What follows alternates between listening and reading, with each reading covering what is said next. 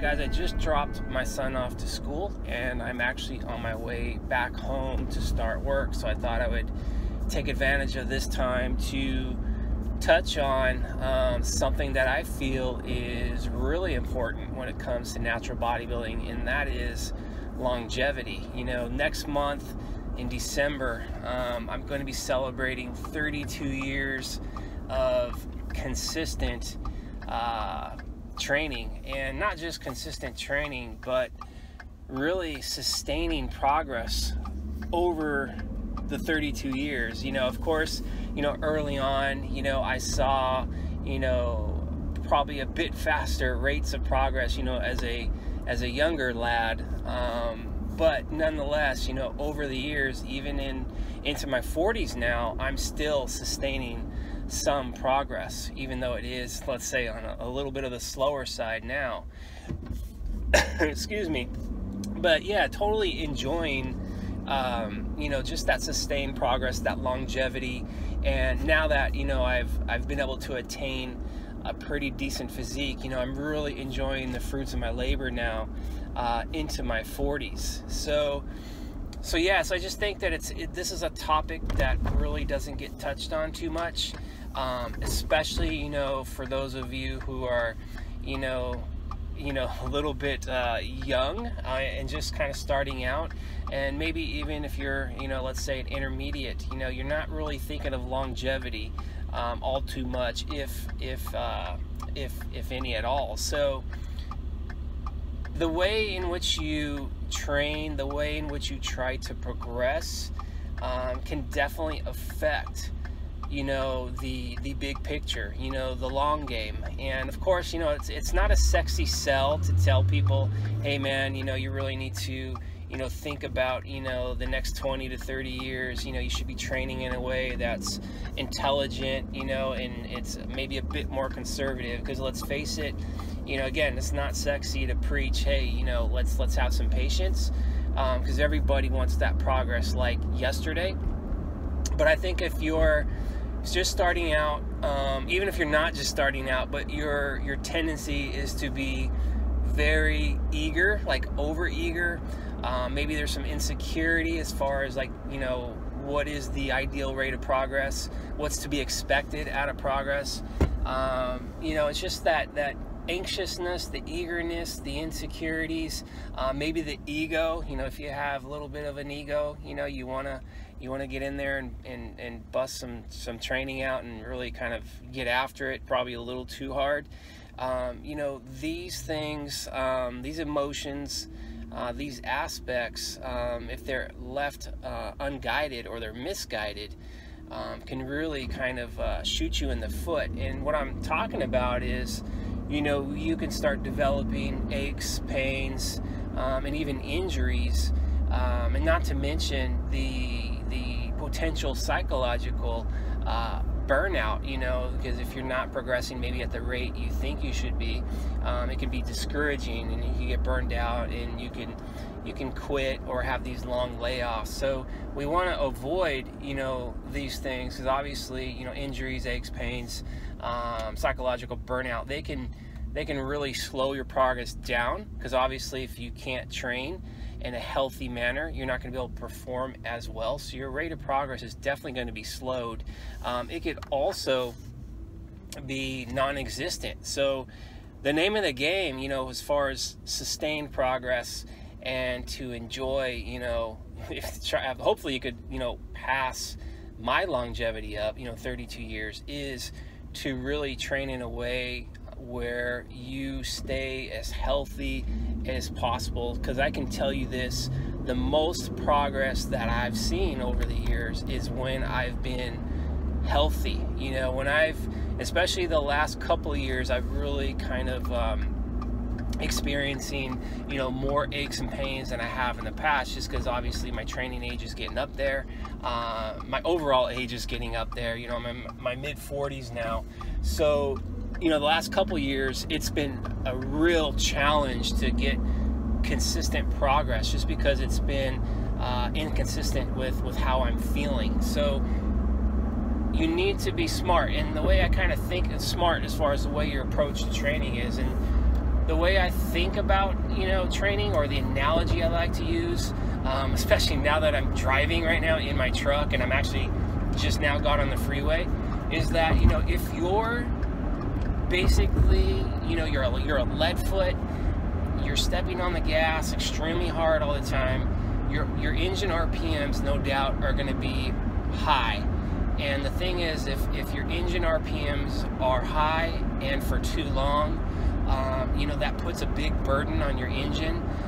Your engine can overheat. It could potentially break down. It could, maybe not perform as well, over time, because you're just basically, burning your motor out. And it's kind of like if we do the same thing in the weight room, you're basically, if you're training too hard and for too long, you're going to accumulate a lot of fatigue that's going to come much faster than it should. And when you're in that state, you're not going to perform as well, you're not going to recover as well, you're more likely, or I should say the risk is higher, that you're going to develop aches, pains, and potential injuries. And again, that's things that we want to avoid. So I'm not saying that you shouldn't be stepping on the gas hard at all, because you do, just like I did. I stepped on the gas decently hard getting on the freeway, so I need to get myself up to speed, because I definitely don't want to get on the freeway driving too slow, because that's a risk, obviously. But if we don't drive fast at all in the weight room, then yeah, we're not gonna see any type of progress. So the thing is, once you get your car up to speed and you're on the freeway like I am now I'm cruising. I'm cruising right now about 65 miles an hour. I'm still moving at a pretty fast rate, and the thing is, my RPMs are relatively low. I'm in a good gear right now, so I'm actually getting good gas mileage, and I'm getting a lot out of my vehicle right now in an efficient way. Like, I'm getting good gas mileage, I'm going pretty fast, I'm getting to my destination, and I'm being safe. I'm gonna get there safe, knock on wood, I get there safe because I am driving.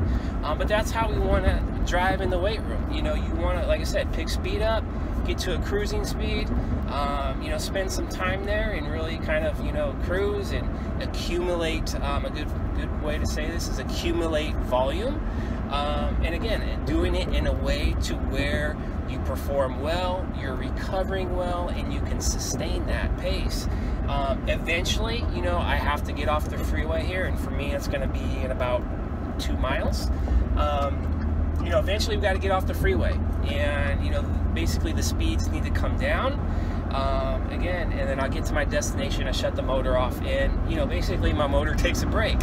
And that's when we talk, weight training. Now we're talking like getting off the freeway, we're talking about deloading and making sure that, we're having these moments in time with our training where we're actually deloading, and it's, the volume's a little bit lower, maybe, the training intensity as far as, how far we're getting close to failure and things, maybe we tone that way down. The intensity as far as the loads, we bring that down. And those things, by doing those things, we're reducing the accumulated fatigue that we had gotten cruising on the freeway, so to speak. So we're reducing the overall fatigue down. We're giving our body a chance maybe to, allow our joints maybe to heal up a bit. So if they've been banged up a little bit during the process of driving on the freeway, we're getting some good recovery. And then basically, because we're now well rested, we can basically, get back in the truck, start that motor up, and get back on the freeway, accelerate hard, and then get back to another cruising speed and rinse and repeat that process. That process, for me, that's how I've been kind of doing things the last, 8 years now.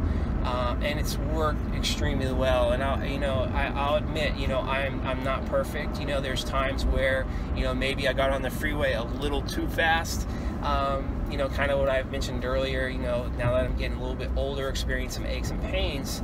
So, you know, I need to, you know, be aware of these things and to, of course, you know, auto-regulate my training in a way where I can hopefully avoid the same mistakes twice. You know, that's the thing. It's like you're not going to be perfect over the course of your training career, but you definitely need to be aware and you need to learn from, you know, both success and failures, you know. And I think, you know, if you're doing that, you're going to probably have a far more lengthy training career. And so that's kind of my thoughts on this drive home.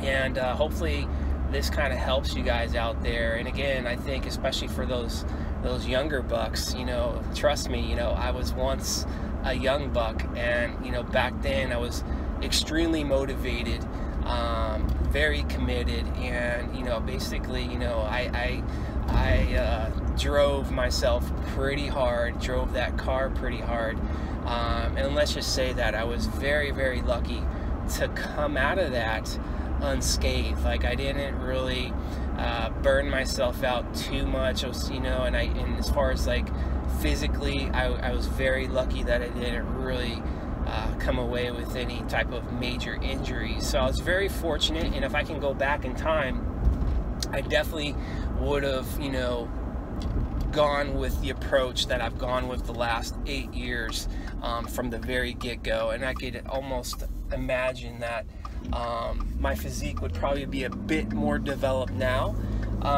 It would probably also have been a far more enjoyable journey. I think, you know, in the first 15 to 20 years of my journey, you know, looking back in hindsight, I know it could have been far more enjoyable. So yeah, so in a nutshell, you know, just, you know, embrace the fact that natural bodybuilding is not a sprint. It's a sport of patience.